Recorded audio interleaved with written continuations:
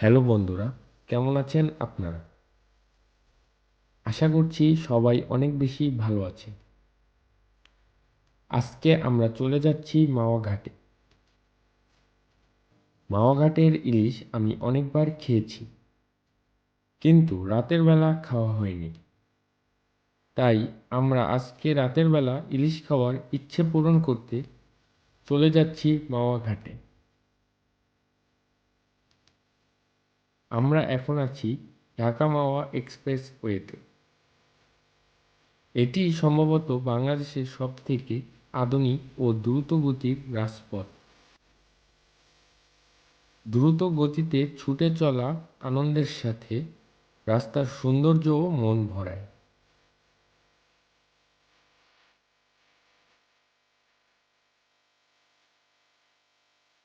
দেখতে দেখতে আমরা মাওয়া ঘাটে চলে এসেছি।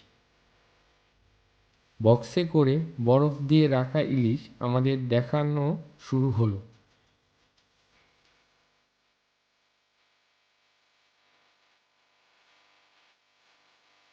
আসিফ মামা খুব ভালো করে দেখছিলেন ইলিশগুলো।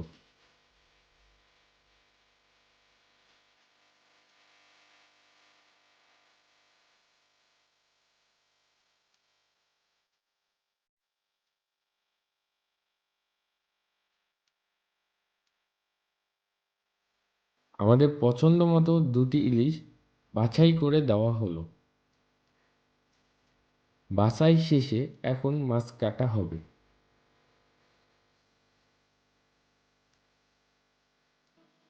শুরুতেই ভালো করে আঁশ ছাড়ানো হলো।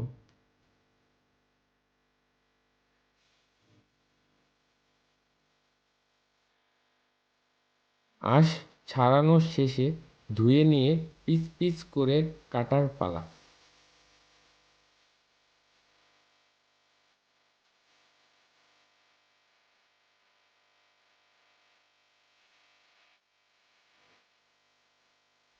কাটার পরে খুব ভালো করে ধুয়ে নিল।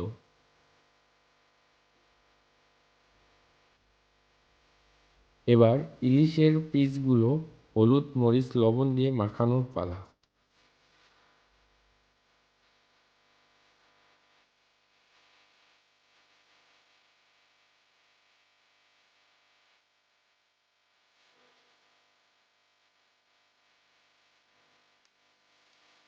গরম কড়াইয়ে আগে থেকে কিনে রাখা সরিষার তেল দেওয়া হচ্ছে। এরপর গরম তেলে কাটা মাথা ও লেজ দেওয়া হচ্ছে।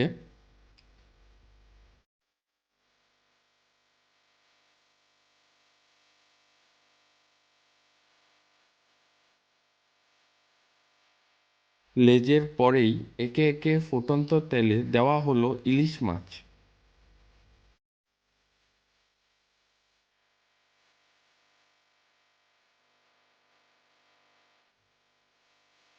ইলিশ মাছের লেজ ভর্তা অনেক জনপ্রিয়।